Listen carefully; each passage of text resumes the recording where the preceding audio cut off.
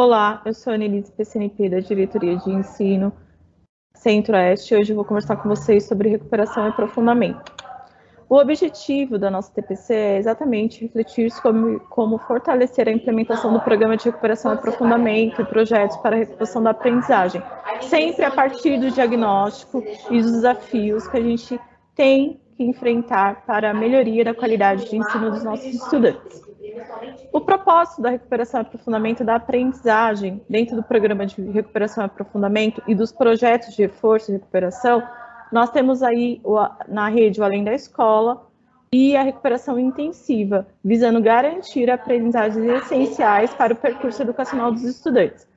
Tudo isso surge a partir do impacto da pandemia. Então, em 2022, a principal referência do que os estudantes devem aprender é a matriz de habilidades essenciais. Então, nós temos as habilidades essenciais do ano e série que o estudante está cursando, as habilidades de anos e séries anteriores, que são pré-requisitos para o estudante poder avançar em suas aprendizagens, tá? Então, essas habilidades, elas estão no documento curricular e também as habilidades de anos e séries anteriores são contempladas. Relembrando que a recuperação e aprofundamento da aprendizagem faz parte de uma série de programas e projetos. Nós temos aí na rede o Programa de Recuperação e Aprofundamento, que é o PRA, que é o conjunto de ações articuladas entre si para a melhoria da aprendizagem dos estudantes de todos os anos e séries, nas frentes de currículo, nesses materiais, da avaliação, da formação, da tecnologia e acompanhamento. Nós temos também o projeto de reforço e recuperação, que conta com uma atribuição de aula aos professores, que são aulas adicionais, para oferecer maior apoio, né, personalizado aos estudantes que necessitam. E nós temos o projeto de recuperação intensiva, que oferece oportunidades adicionais de recuperação também durante o período de férias dos estudantes de janeiro e julho. E tudo isso nós temos também o Além da Escola, com ampliação da carga horária, com atividades complementares online, tutoria de professores a pequenos grupos de estudantes, que é o foco do Além da Escola, e o Aprender Juntos, que é um projeto de recuperação e reforço e aprofundamento da aprendizagem, que é para os estudantes do terceiro ano, né, dos anos iniciais, e do sexto, que vai até o sexto do ensino fundamental, aí, nos anos finais. Nós temos dois modelos, então, de reforço e recuperação. Pensando no período regular de aulas, nós temos esse apoio complementar ao professor regente de cada classe e turma, né? Então, ele oferece esse apoio aos estudantes através de uma ação conjunta. E, assim, sempre pensando nesse projeto de recuperação e aprofundamento do Aprender Juntos. E nós temos Além da Escola, com ampliação de carga horária, com atividades complementares, além da carga horária regular dos estudantes. Desde 2019, nós temos o Programa de Recuperação e Aprofundamento e o Projeto de Reforço e Recuperação. A partir de 2021, o Projeto de Recuperação Intensivo, Além da Escola. Em 2022, Aprender Juntos. O cronograma integrado, né, a gente tem aí o Programa de Recuperação e Aprofundamento. Ele surge como uma ferramenta que garante a coerência sistêmica das ações do Programa de Recuperação e Aprofundamento, apoiando o trio gestor e o professor no planejamento de suas ações. Nós temos o cronograma integrado também, que evidencia a relação entre o currículo, o material didático, a formação em TPC, as aulas do CMSP e as avaliações. E também temos ele como uma referência para articular os diversos elementos do Programa de Recuperação e Aprofundamento, apoiando as escolas em sua organização, na aplicação das sequências didáticas, de atividades do Aprender Sempre, né, apresentando o cronograma integrado como uma referência. Cada professor, a partir de suas necessidades, ele vai ver aí qual é o foco desse trabalho, como ele pode adaptar o ritmo dessas aprendizagens utilizando esses materiais. Temos os roteiros formativos, né, com os eixos formativos, com as sequências didáticas nos anos iniciais e da sequência de atividades para os anos finais de ensino médio em cada bimestre. Então, tem como objetivo apresentar antecipadamente um panorama das temáticas que serão tratadas nas sequências didáticas do Aprender Sempre, demonstrando as possibilidades de trilhas formativas a serem percorridas pelo professor e oferecendo insumos para que o professor que atua em diferentes anos e séries escolha qual transmissão ele deve acompanhar, apresentando as competências adquiridas pelos professores ao final de cada roteiro também. O roteiro formativo, ele conta aí para o primeiro bimestre de 2022, nos anos finais do ensino médio também tem o foco em letramento e multiletramento, com as ações pedagógicas mediadas pela leitura e escrita, e assim, dessa forma, os estudantes podem interagir de forma reflexiva, né, e consciente aí, do trabalho que é feito em língua portuguesa. Temos também as formações do Aprender Sempre, do Programa de Recuperação e Aprofundamento, com as pautas formativas, que são construídas com base em rubricas, com parâmetros de qualidade e comentários para o formador, e elas são utilizadas pelo formador nas transmissões e disponibilizadas aos professores por meio do repositório do CMSP. Nós temos também a sugestão de atividades, que servem aí para o desdobramento das ATPCs. Então, assim, dessa forma, essas orientações aos professores e aos professores coordenadores das escolas, elas fomentam as discussões na unidade escolar, na sequência de cada transmissão.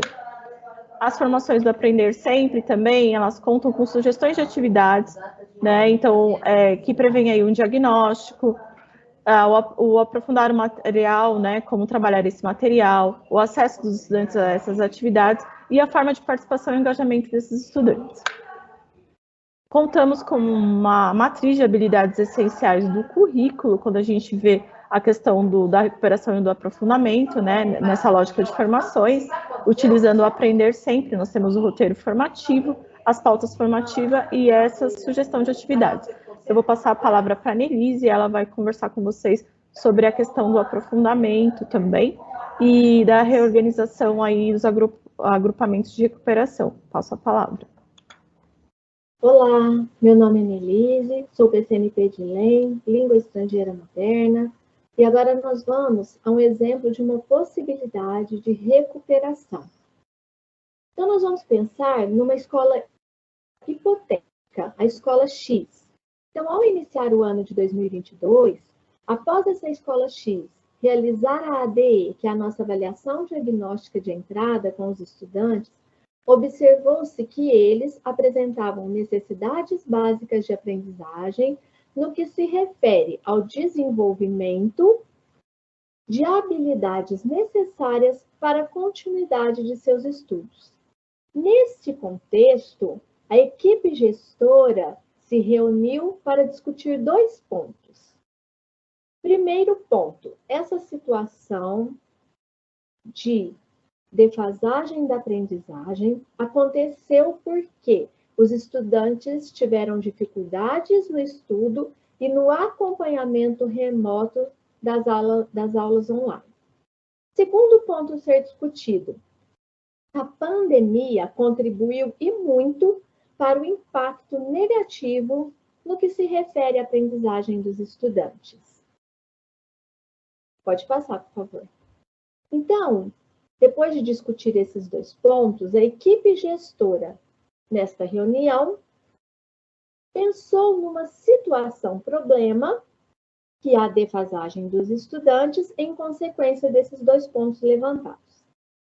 E qual seria a providência que eles pensaram? Identificar as habilidades que ainda precisam ser desenvolvidas. Para isso, houve uma priorização de certas habilidades para sanar essa defasagem, que são conhecidas como as habilidades essenciais. Relembrando que habilidades essenciais são aquelas que fundamentam e caracterizam o componente curricular e são necessárias para o desenvolvimento de habilidades que serão trabalhadas posteriormente, ou seja, em anos subsequentes. Para isso, são prioritárias. Por isso, elas são prioritárias, para que o estudante siga a sua trajetória escolar no ano e série seguinte. Mas será que só isso daria conta de recuperar as necessidades de aprendizagem dos estudantes? A equipe gestora, então, percebeu que havia necessidade de trabalhar também habilidades que impulsionassem o desenvolvimento dessas habilidades essenciais, permitindo, assim, o progresso do aprendizado. Ou seja, necessidade de se trabalhar habilidades de suporte. As habilidades de suporte, elas são habilidades que representam o caminho que o estudante irá percorrer para desenvolver uma dada habilidade do ano e série em que ele se encontra. E de que maneira podemos fazer isso? Pode passar, por favor. Uma maneira encontrada foi trabalhar as habilidades essenciais e de suporte por meio do Aprender Sempre e do Currículo em Ação. Como exemplo, temos uma habilidade essencial da primeira série do ensino médio, do segundo bimestre, da sequência de atividade 5, na página 67.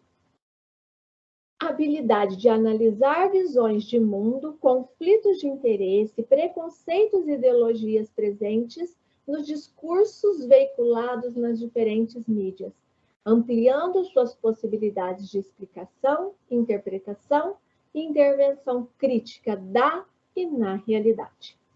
E como habilidade de suporte, essa situação de aprendizagem trazia algumas habilidades de anos anteriores. Então, nós temos também habilidades que são trabalhadas do 6º ao 9º ano. Por exemplo, a habilidade 13, de buscar conclusões comuns relativas a problemas, temas ou questões polêmicas de interesse da turma e ou de relevância social. Nós temos também habilidades que são trabalhadas no 8º e 9º ano, de compreender as diferentes posições e interesses em jogo em uma discussão ou apresentação de propostas. Enfim, as habilidades de suporte, elas auxiliam, elas impulsionam para que se trabalhe também as habilidades essenciais. Pode passar, por favor?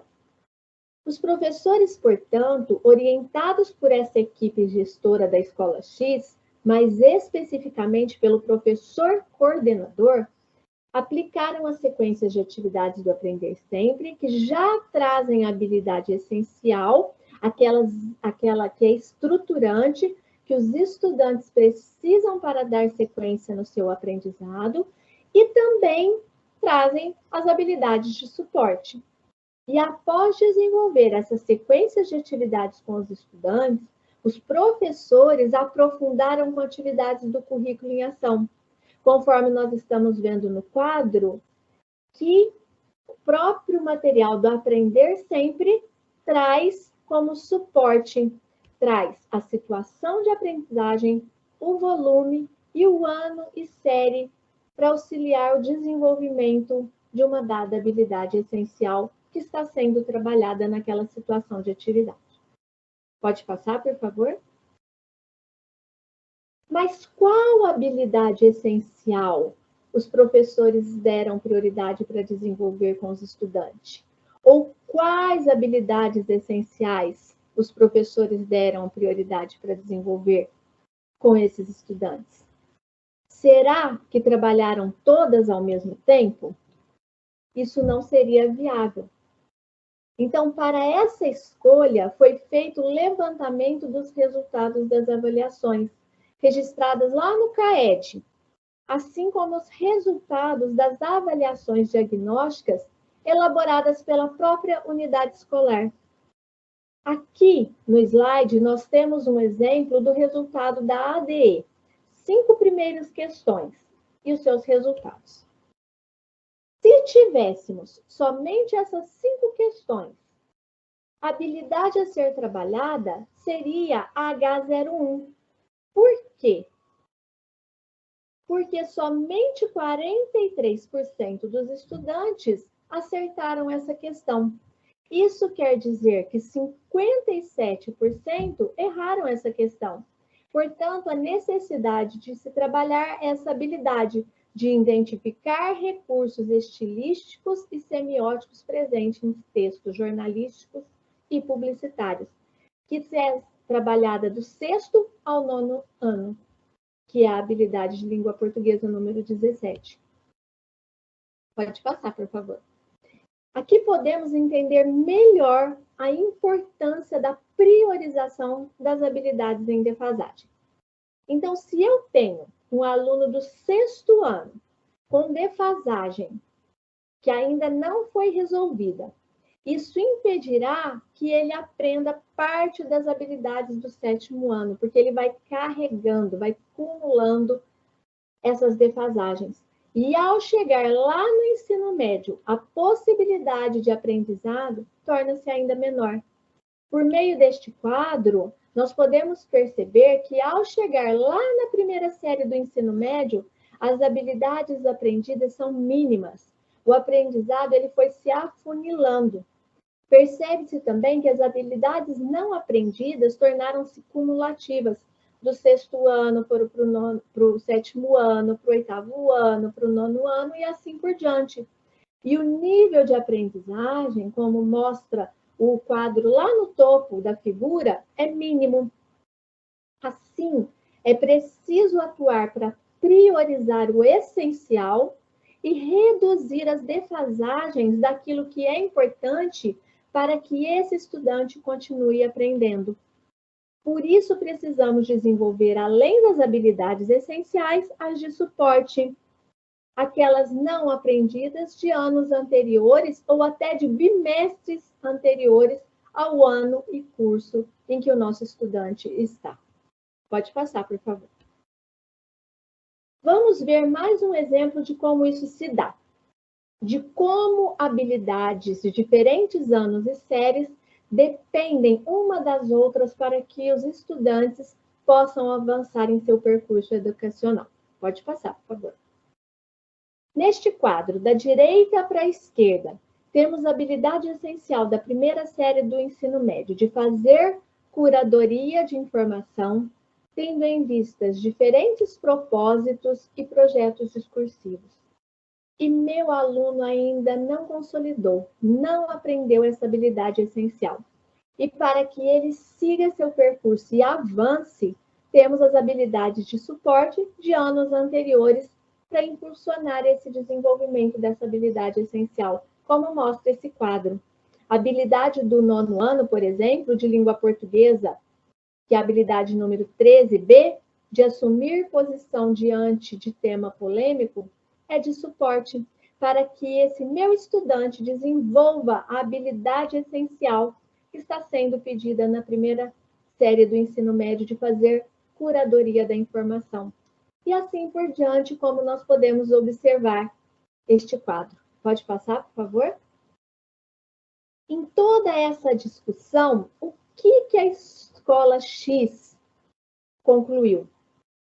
Que o baixo desempenho em uma habilidade lá da primeira série do ensino médio pode ser consequência de dificuldade de aprendizagem de anos anteriores, que precisam ser sanadas e que é fundamental que os professores conheçam a plataforma São Paulo, que é o nosso CAED, que traz os resultados e dados para se trabalhar a recuperação com os nossos estudantes.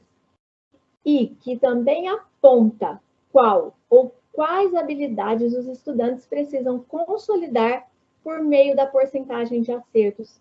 Habilidades essas que são fundamentais para que os estudantes avancem em sua trajetória escolar, sem os quais dificilmente ele conseguiria aprender aquilo que lhe é exigido no ano letivo atual e principalmente nos demais, nos posteriores. Pode passar, por favor? E como trabalhar, então, essas defasagens por meio da recuperação? Será que os meus estudantes, eles aprendem do mesmo jeito? Se da maneira que estou desenvolvendo essa ou aquela habilidade ele ainda não entendeu, não aprendeu, será que mudando a estratégia com esse estudante, ele não conseguiria consolidar e entender essa habilidade que está sendo trabalhada? Então, a escola X, após toda essa análise, essa reflexão, esse consolidado dos dados, escolheu uma metodologia ativa para trabalhar com esses estudantes na recuperação. Só recapitulando, então, eles tinham o diagnóstico a partir das avaliações realizadas, e de acordo com a necessidade de aprendizagem dos estudantes, organizaram os estudantes de forma a favorecer a aprendizagem, considerando os saberes de cada um e o que eles precisavam aprender, planejando atividades personalizadas de acordo com as necessidades de aprendizagem e principalmente de acordo com a intencionalidade pedagógica. Qual é a intenção dessa atividade? Importante aqui destacar que todos os professores dos diferentes componentes curriculares, como vocês verão mais para frente, realizaram atividades articuladas a esses agrupamentos por necessidades de aprendizagem semelhantes. E não só o professor de língua portuguesa ou da área de língua portuguesa, da área de linguagens, língua portuguesa, língua inglesa, arte e educação física. Além da área trabalhar toda essa parte da recuperação, as outras áreas também colaboraram para esse aprendizado. Pode passar, por favor? E a sugestão de como trabalhar essa recuperação nessa escola X foi reagrupar os estudantes por nível de aprendizagem. Pode passar? A sala, então, ela foi dividida em diferentes estações, pequenos grupos de aprendizagem. Cada estação foi montada com uma atividade diferente, mas sobre um mesmo tema. A proposta era que os estudantes rotacionassem por todas as estações durante a aula. Pode passar? Para isso, foi importante a organização dos espaços, como mostra a figura do slide. Nesse modelo de rotação por estações, os estudantes são organizados em diferentes grupos, cada um com uma tarefa diferente, de acordo com os objetivos do professor. A escola X, nesse nosso exemplo, trabalhou o tema produção textual. Então, o primeiro passo foi planejar bem a aula, as atividades de acordo com a intenção, o objetivo, pensando em atividades diferentes, mas lembrando com o mesmo tema, para que todos os estudantes possam ser contemplados, pudessem ser contemplados. Então, dividiu-se os alunos em grupos, cada um com uma atividade diferente. A estação 1 desenvolveu leituras de textos sobre como fazer uma boa produção textual. A estação 2 assistiu a vídeos variados sobre o tema, para que os estudantes pudessem buscar argumentos positivos e negativos de uma boa produção textual. Já a estação 3 desenvolveu-se um jogo, um quebra-cabeça de como uma boa produção textual é sequenciada através de filipetas mesmo. Eles foram montando a sequência de uma boa produção textual. E assim por diante, até que todos os estudantes passassem por todas as estações, todos os grupos fossem passando, fossem rotacionando por todas as estações. Aqui é importante ressaltar que as estações, elas não são sequências de atividades. Uma não pode depender da outra. O tema é o mesmo, mas as atividades devem ser independentes. Porque senão não teria como os estudantes rotacionarem, um grupo começar no 5 e o outro no 1. Então, uma não pode depender da outra, mas o tema sempre o mesmo, com atividades independentes. Por fim, os professores dessa escola X fizeram um fechamento sobre o tema que foi abordado em sala, com um debate. Mas também poderia ser um sarau, por exemplo. O fechamento serve para internalizar todos os conhecimentos produzidos pela aula e sintetizar os aspectos mais importantes. Pode passar, por favor? Portanto, como os estudantes aprenderam por meio da estratégia rotação por estações? Por sucessivas aproximações ao mesmo objeto de conhecimento, utilizando diferentes sentidos, o auditivo, o visual, o sensorial, adotando recursos diversos que ativaram diferentes capacidades. Aqui a gente destaca o uso das tecnologias. Pode passar, por favor? E finalizando essa atividade, é importante ressaltar que nós temos 3 momentos essenciais para desenvolver a metodologia ativa rotação por estações. O de interação entre o professor e aluno, em que ele pode tirar dúvidas, orientar pesquisas, indicar materiais, orientar projetos, explicar conteúdos, fazer perguntas, dar direcionamentos necessários. Segundo momento, o de trabalho colaborativo, em que os estudantes trabalham em um projeto comum, propõem questões uns para os outros, organizam debates ou desenvolvem algo que demonstre o seu aprendizado. Pode ser uma apresentação em PowerPoint, um produto final, uma narrativa, a solução de um caso, a proposta de um projeto. E o terceiro momento é o uso da tecnologia, que pode incluir estudos individuais, exercícios online, pesquisas, games e assim por diante. Esse foi só um exemplo de metodologia, mas temos várias metodologias ativas para desenvolver e consolidar a aprendizagem dos nossos estudantes. Não só na recuperação, mas em todos os momentos e espaços da nossa escola. Pode passar, por favor? Aqui nós encerramos a parte de linguagem e passamos a palavra para as outras áreas, para os nossos colegas que darão continuidade nesse estudo das metodologias ativas. Agradecemos a participação de todos e estamos à disposição. Até breve. Olá, pessoal, tudo bem com vocês? Dando continuidade à TPC de recuperação e aprofundamento, eu, Edineide, PCNP de Biologia, junto com a Yasmin. Yasmin, PCNP de Sociologia e Filosofia. É um prazer estar aqui com vocês.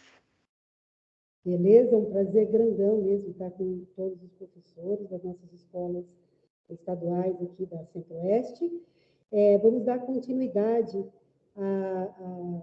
às ações que vocês já conversaram com a Annelise e com a Nelise, né? Apresentando para vocês algumas sugestões de atividade a serem desenvolvidas nos diversos ambientes escolares com abordagem interdisciplinar. Yasmin, agora. Bom, nós separamos aqui algumas habilidades que abordamos nesta proposta. Certamente tem mais habilidades, mas essas foram as que nós focamos nessa ação. Temos aqui de ciências da natureza a habilidade de propor e partir do conhecimento das formas de transmissão de alguns micro-organismos, vírus e bactérias e protozoários, atitudes e medidas adequadas para a prevenção das doenças a eles associadas. E a outra habilidade, identificar as atitudes de prevenção relacionadas a algumas patologias infecciosas com maior incidência no estado de São Paulo e comunicar informações sobre elas em sua comunidade como uma ação de saúde pública. Em língua portuguesa, a habilidade que nós pegamos foi uma bem geral, que ela acontece desde o primeiro ano de escolaridade, que é a localizar informações explícitas em textos de diferentes gêneros textuais. Em matemática, nós pegamos uma habilidade de quinto ano, que é analisar e interpretar dados estatísticos apresentados em textos, tabelas simples ou de dupla entrada e gráficos, coluna agrupados em linhas, referente às áreas de conhecimento ou a outro contexto, como saúde e trânsito, e produzir textos com o objetivo de sintetizar conclusões. Ela está na unidade temática Probabilidade e Estatística. Yasmin? E em Ciências Humanas e Sociais, nós selecionamos duas habilidades que podem ser consideradas transversais, às disciplinas de Geografia, de História, bem como outras disciplinas que surgem só no ensino médio. A primeira que a gente selecionou foi identificar diferentes formas de compreensão da noção de tempo e de periodização dos processos históricos, continuidades e rupturas. A seguinte, reconhecer que a organização do tempo é construída culturalmente, de acordo com a sociedade, o seu contexto histórico. Então, a questão do tempo, as sincronias, as diacronias, reflexões sobre o sentido das cronologias podem estar a serviço dessas atividades de recuperação e aprofundamento, trazendo raciocínio lógico, entendimento do presente, passado e futuro, a partir de atividades viabilizadas por metodologias ativas. Yasmin, uma coisa legal para a gente comentar com eles é que são habilidades que desde dos anos iniciais elas já são trabalhadas, né? No caso de ciências da natureza, são habilidades do 4º ano. A de português, né, eu já tinha comentado, do 1º ao 5º essa habilidade. E matemática do 5º, e essa que você escolheu, as duas que você escolheu, também são do 6º. Então, se a gente pensar no currículo como um todo, em vários outros momentos do nosso currículo espiral, nós retomamos e ampliamos todas essas habilidades. Verdade, querida. E elas são muito necessárias para o desenvolvimento de um aprofundamento nas temáticas. E essa recuperação pode ser melhor viabilizada quando a gente retoma conceitos básicos, né, como a diacronia, a sincronia, e permite que o estudante entenda o que é uma cronologia. E a vivência dessa cronologia pode contribuir para o desenvolvimento do raciocínio matemático, do raciocínio lógico, né, da interpretação, do subentendimento dos textos que estão nas entrelinhas. Então, todas essas habilidades, apesar de estarem em disciplinas diferentes, elas convergem, né, e convergem, possibilitando uma aprendizagem mais ampla e conectada com a realidade. Verdade. Inclusive, nós colocamos aqui embaixo esse asterisco com relação à habilidade de matemática, né? Já do entendimento, que que a habilidade é entendida como um suporte na unidade temática de probabilidade estatística, já comenta a condição de suporte.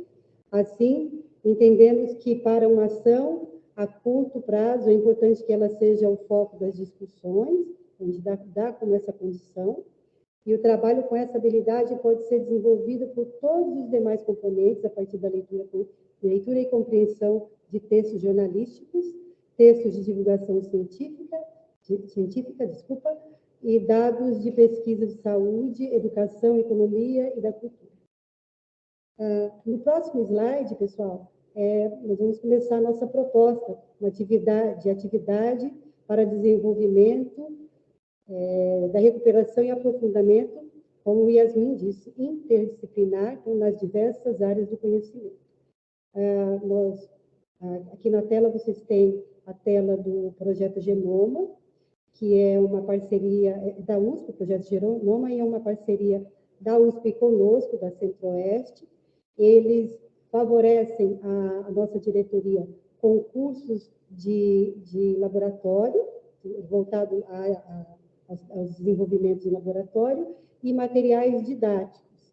E, com relação a esses materiais didáticos, nós tiramos um jogo, e esse jogo é o jogo que nós vamos propor para vocês. Então, vai ter uma explicação para vocês de como fazer, utilizar, e também temos para poder fazer empréstimo aqui pela diretoria desse jogo. Como eu disse, uma parceria que a gente tem com a USP, e a USP empresta para a diretoria e a diretoria empresta para a escola. Ok? O jogo em questão é o Microvilões em Ação, né? Então, aqui a gente tem a ficha técnica dele, do manual que apresenta. E ele é muito interessante porque essa condição de interdisciplinaridade está muito forte, muito possível de ser trabalhado com vocês.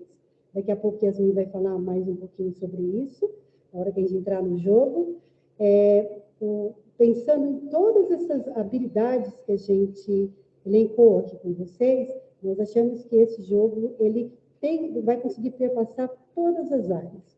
Exatamente porque trabalha com zoonose, trabalha com esses micro seres vivos que, no nosso caso agora de pandemia, está causando para a gente bastante desajuste, bastante complexidade no nosso dia a dia, né? Ainda estamos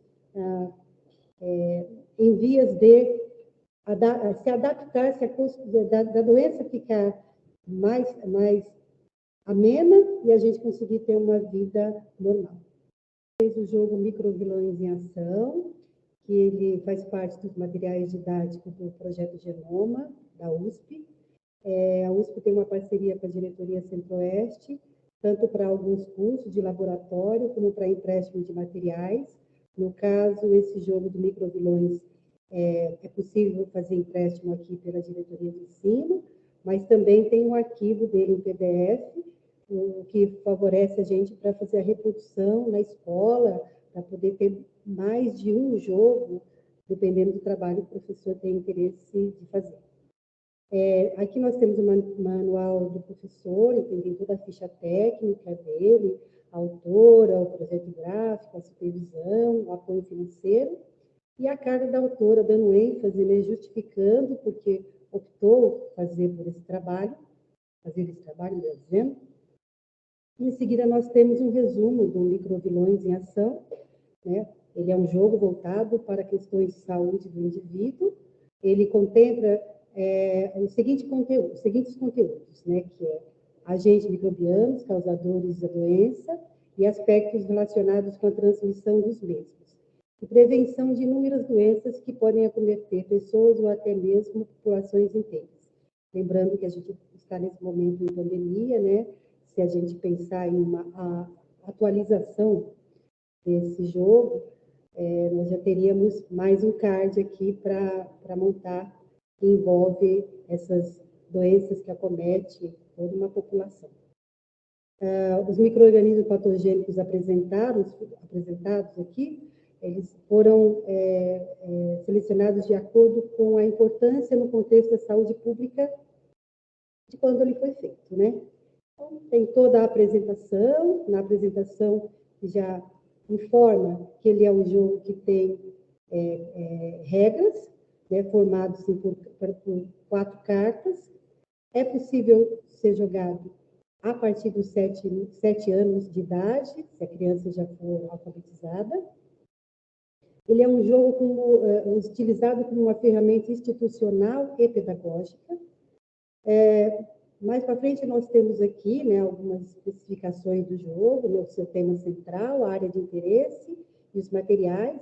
Trata-se de 84 cartas, né, grandes, que são para jogar, e 84 cartas pequenas, que a gente fala que são a parte do explicação das doenças, né, e a carta do mico, que é utilizada nas jogadas, né, com a carta pequena. Aqui um exemplo, como que apresenta o quarteto, que é uma carta da doença, a outra do agente transmissor, outra de forma de transmissão e o da forma de prevenção. Então, continua nesse manual a explicação do material propriamente dito, de como jogar, as possibilidades de jogo, né? Eu tenho condição de jogar com a carta pequena de 3 a 21 jogadores, então favorece, assim, um jogo com bastante estudantes ao mesmo tempo. E depois da apresentação das cartas aqui, do manual, nós temos efetivamente aqui para frente as cartas menores. Então, ela vem desse jeito para ser impressas e dependendo do jogo que vai ser desenvolvido, né? A rodada que vai ser desenvolvida com os alunos. Aqui mais para frente nós temos, lembra que eu comentei que é possível fazer a reprodução na escola? Aí você faz quantos exemplares você quiser. Então, aqui na frente nós temos a parte de trás das cartas. Então, ela fica bem bonitinha, tem a parte propriamente do jogo, e aqui, né, dizendo que é Microvilões em Ação, para a gente montar um jogo bem interessante na escola. Aqui as mesmas cartas, só que grandes, que são para os jogos, né, que mais a gente usa. São 84 também dessas. Então, elas são todas desenhadas, tanto a parte de transmissão, como da doença, como da prevenção e do tratamento. Então, este é o jogo Microvilões em Ação, faz parte dos materiais pedagógicos didáticos do projeto Genoma da USP, e são jogos que a gente tem para fazer empréstimo aqui, tanto na diretoria como a USP também pode fazer empréstimo direto. Ok? Até mais, pessoal.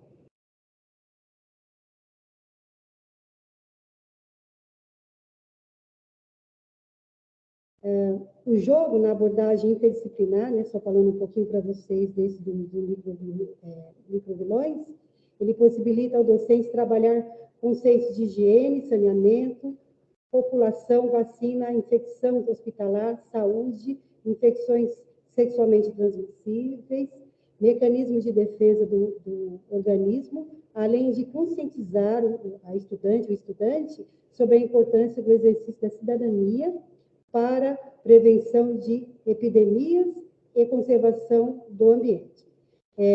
O jogo visa introduzir em processo de aprendizagem o universo dos micróbios patogênicos, né? Isso os micróbios que podem causar doença em determinadas condições de ambiente e contexto, então, quando eles saem de controle.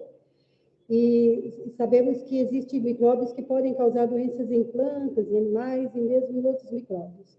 Neste jogo, porém, só encontraremos os micróbios capazes de causar doença, principalmente em humanos. Os micróbios patogênicos apresentados foram selecionados por sua importância no contexto de saúde pública brasileira. Yasmin? Então, a partir desse tema, né, que surge do campo da epidemiologia, nós podemos trabalhar a recuperação da aprendizagem e proporcionar aos estudantes e às estudantes vivências conscientizadoras sobre a saúde pública, hábitos de higiene, e tudo isso é possível por meio do jogo, o exercício do jogo, trazendo olhares de cada área de conhecimento. Perfeito. Bom, o que nós temos aqui é o jogo com essa possibilidade de metodologia ativa, que pode estar convergindo com outras estratégias didáticas.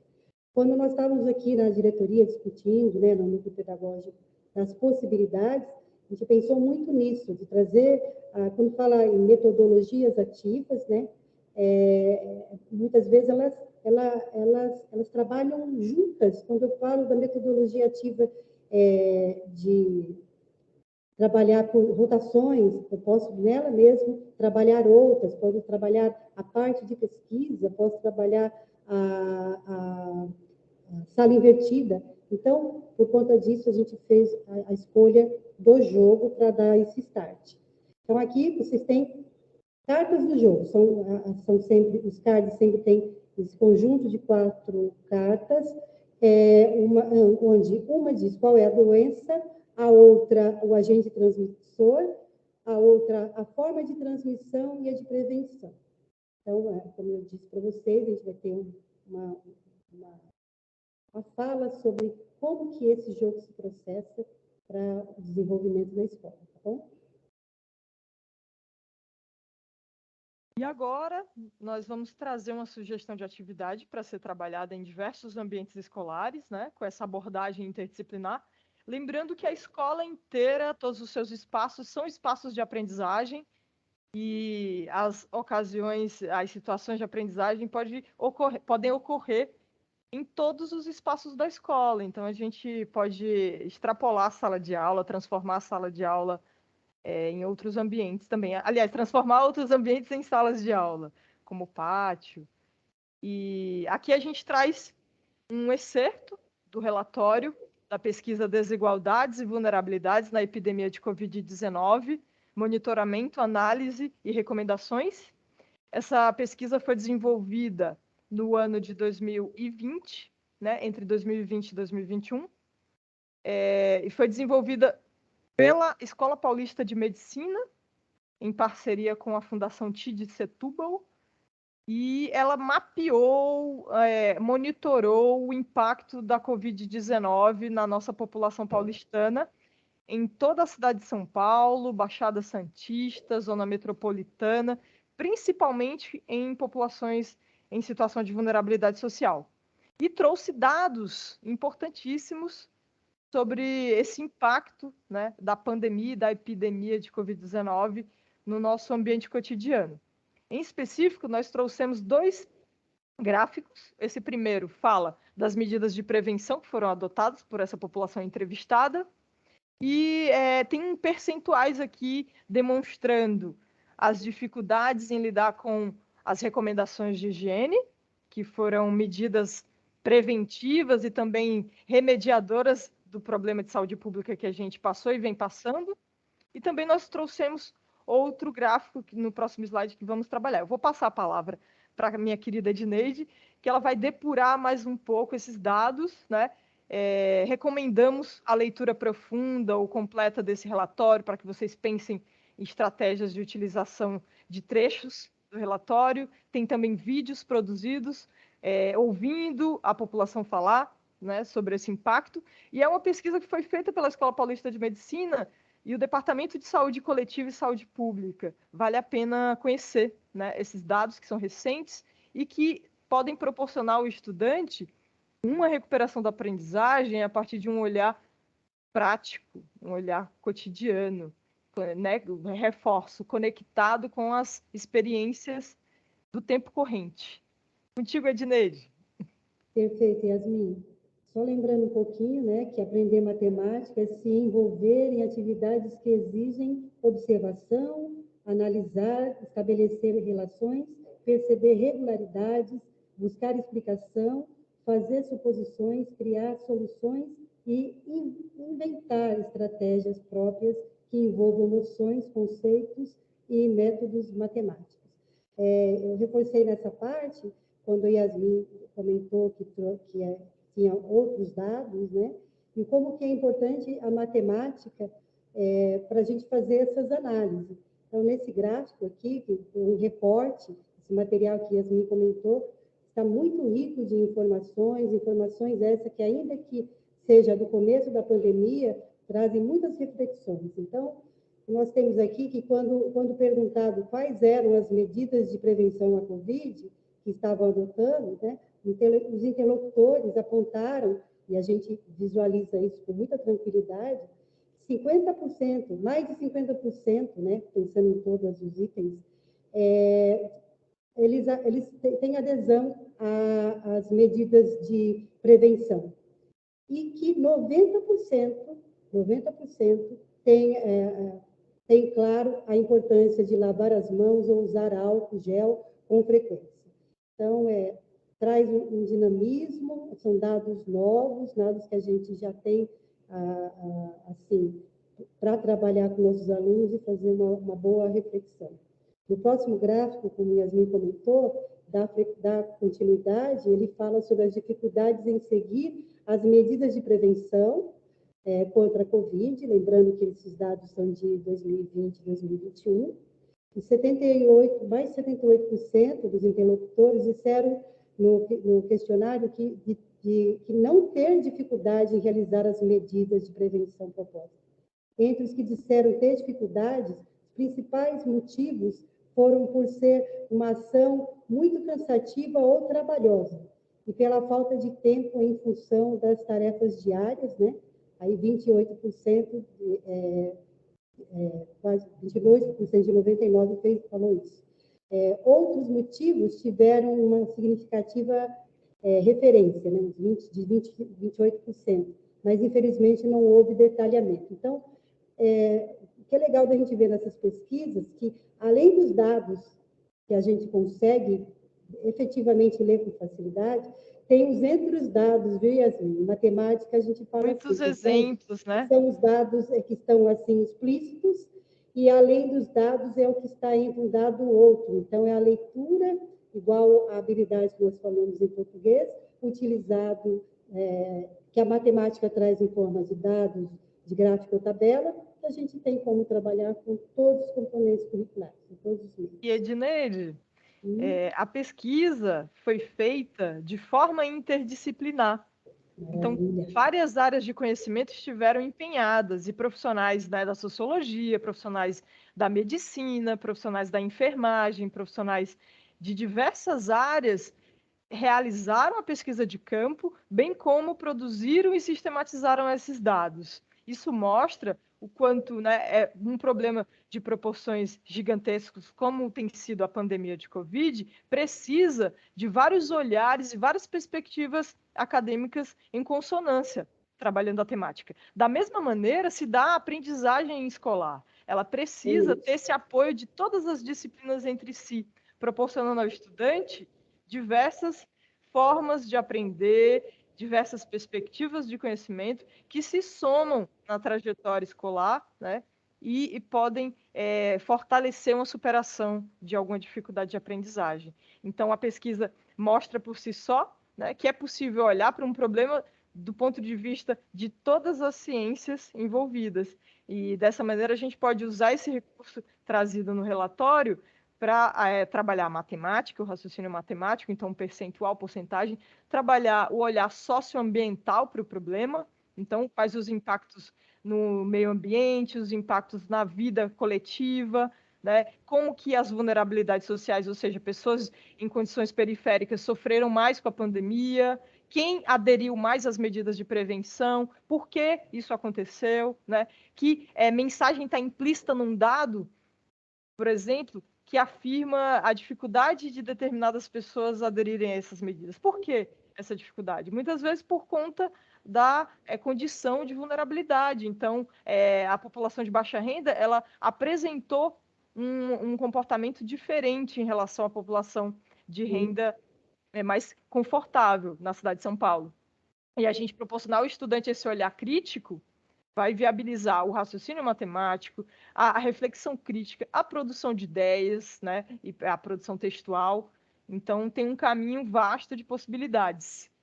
Uma outra coisa também, Yasmin, além de todos esses fatores que você comentou, desse detalhamento, lembrar que a pesquisa, embora não foi feita interdisciplinarmente, e as pessoas que estavam ali, elas estavam numa ação de saúde. Então, enquanto estava todo mundo em isolamento, essas pessoas que participaram da pesquisa estavam numa busca de informações para a saúde muito forte, muito importante. Contribuindo para a saúde coletiva, né, se arriscando. Em especial, posso até falar que fiz parte da pesquisa como socióloga, trabalhei em diversos campos de pesquisa. A gente fez pesquisa empírica, né, no chão. A gente foi até a população, entrevistou a população em situação de rua, entrevistou a população em periferias diversas da cidade de São Paulo, Baixada Santista, equipes multidisciplinares, com psicólogos, terapeutas, médicos, epidemiologistas, sociólogos, todos empenhados em trazer dados e informações que corroborem uma prática de saúde coletiva consciente. Então, a escola tem esse papel, né? Sim, Yasmin, mais uma coisa, Gustavo, a gente trabalha sempre com socioemocional, quais os desdobramentos e as análises que podem acontecer, e acredito que já aconteça muito na escola, a partir desses dados, e a gente reflete, faz a conversa, roda de conversa com os estudantes, pode pedir trabalhos a partir daí, que seja ou em formato de redações ou de desenhos, a partir dessas coisas que aconteceu e que ainda está acontecendo por conta da pandemia. Perfeito, querida. Inclusive audiovisual, né? A produção de vídeos com narrativa e história de vida. Nossos estudantes e nossas estudantes vivenciaram o problema na pele, né? Nas suas vidas, nas suas famílias, muitas mortes, e a importância da cobertura vacinal, né? Os dados sobre a cobertura vacinal também podem ser tema de pesquisa, tema de trabalho em rotações por estações, tema de estímulo para uma sala de aula invertida. Então, a gente tem possibilidades, a gente está trazendo esse tema como eixo central, propondo uma recuperação mais próxima da realidade do estudante e da estudante. Perfeito. Agora, só relembrando com vocês, ensinar matemática é criar condições favoráveis ao desenvolvimento dos pensamentos numéricos, algébricos, geométricos e probabilísticos. E aprender matemática é se envolver em atividades que exijam, né, a observação, a análise, o estabelecimento de relações, perceber regularidades, buscar explicações, fazer suposições, criar soluções e inventar estratégias próprias que envolvam noções, conceitos e métodos matemáticos. Basicamente, a gente está falando aqui, né, que a produção de reflexão também é um exercício próprio da matemática. Então, as áreas se conectam, elas se interligam, e a interdisciplinaridade precisa estar no nosso olhar docente, na hora de trazer a temática para a experiência e a situação de aprendizagem, porque observar também é uma atitude, né, reflexiva, presente nas demais áreas, como a língua portuguesa, E o ato de realizar uma análise, a produção de uma explicação, também é uma produção que acontece no campo da matemática, né? Porque você explica um dado, você explica o surgimento desse dado, e você também produz uma condição textual ali de análise na língua portuguesa. Da mesma maneira, a gente pode pensar uma situação-problema, né, que é uma estratégia metodológica ativa, e elaborar possibilidades de transformação da realidade ou apontar direções no campo da sociologia. Então, você tem, através de um eixo temático, a possibilidade de refletir e desenvolver as situações de aprendizagem diversas com todas as áreas de conhecimento, né? A microbiologia, a própria epidemiologia, a história, para a gente compreender, né, as regularidades, de que forma determinados acontecimentos históricos se repetem, como eles se repetem. A gente teve a gripe espanhola, a gente teve, né, a epidemia de sarampo retornando.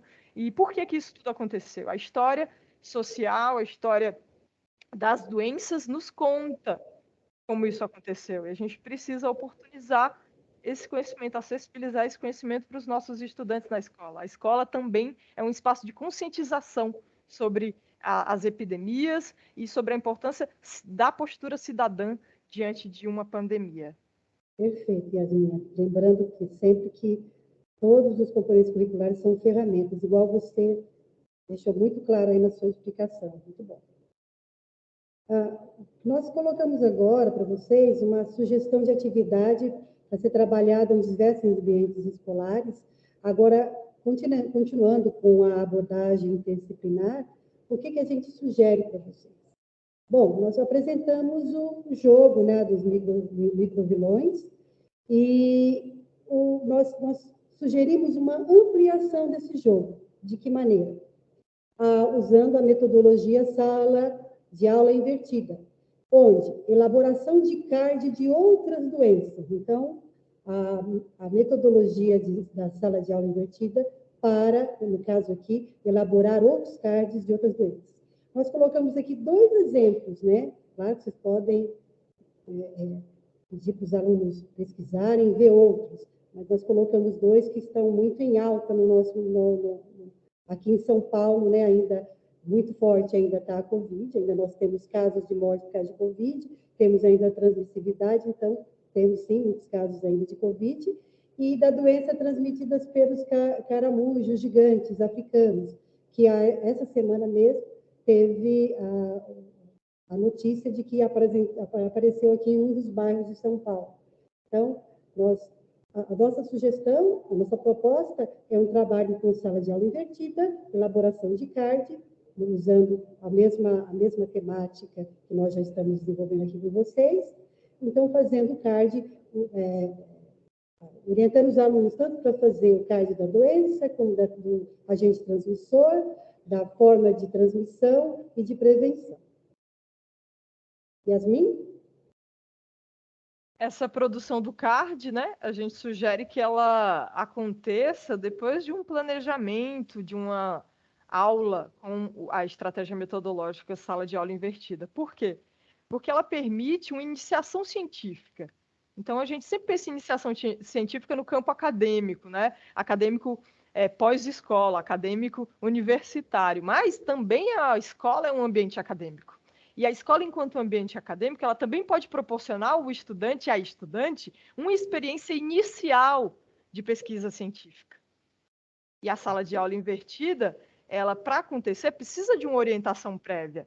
Então, o docente, a docente, pode proporcionar um percurso formativo e orientar a forma de pesquisar, a fonte de pesquisa, e dar sugestões de sistematização desses dados, dessas informações que os estudantes e as estudantes escolherem.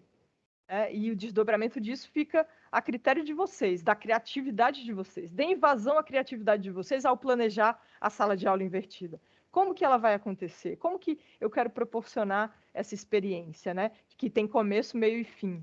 Então, apesar dela acontecer de forma, né, a dar vazão ao protagonismo juvenil, ela precisa antes ser pensada, estruturada e orientada, porque o estudante ele não nasce sabendo pesquisar. Ninguém nasce sabendo pesquisar, né? É um aprendizado, e esse aprendizado precisa de orientação. Então, a orientação pode proporcionar uma experiência investigativa livre. O estudante pode, sim, né, ser estimulado a partir de um eixo temático, como esse que a gente está trazendo das doenças, a aprofundar um pouco seus estudos, né, buscando. Só que se a gente não orienta, esse estudante vai buscar de qualquer maneira, né, ele vai fazer um copia-cola, e não é a nossa intenção. A gente quer realmente despertar o interesse pela investigação. E então tem uma pergunta aqui para vocês. Como utilizar esse jogo dos microvilões que nós trouxemos aqui nessa estratégia metodológica que é a sala de aula invertida, em uma abordagem que some todas as perspectivas diferentes das áreas de conhecimento diversas, né? E com esse objetivo de recuperar e aprofundar uma habilidade. Então, precisa selecionar as habilidades, né? Num planejamento, pensar habilidades de diversas áreas, como é que elas conversam, e idealizar uma orientação para essa sala de aula invertida. Dessa maneira, o trabalho fica mais costurado. Pode passar, querida. Maravilha. E nesse sentido, a gente traz aqui, né, para ir caminhando para o fim dessa ATPC, uma observação reflexiva para vocês. Então, há uma imprescindibilidade, né, do planejamento docente. Ele é imprescindível para que se tenha consciência da intencionalidade da tarefa, da atividade, né, para que a gente não tenha um desvio do objetivo maior, que é a recuperação e o aprofundamento. Então, qual é o meu foco? O meu foco é recuperar a aprendizagem, né, e aprofundar determinados conteúdos, porque eu estou trabalhando com situações heterogêneas na sala de aula. Então, tem níveis diversos de aprendizagem. Eu tenho um estudante que não compreende ainda o que é a cronologia dos fatos, e tem um estudante que já sabe o que são fatos históricos, o que aconteceu durante a gripe espanhola se localizado no passado, e o que está acontecendo na pandemia de Covid estar no presente. Então, mas a gente precisa lidar com esses níveis diferentes de aprendizagem. E, ao mesmo tempo, simultaneamente, proporcionar ao estudante que ele recupere um conteúdo e uma habilidade que não foi desenvolvida, né? E que o outro estudante, a outra estudante, avance.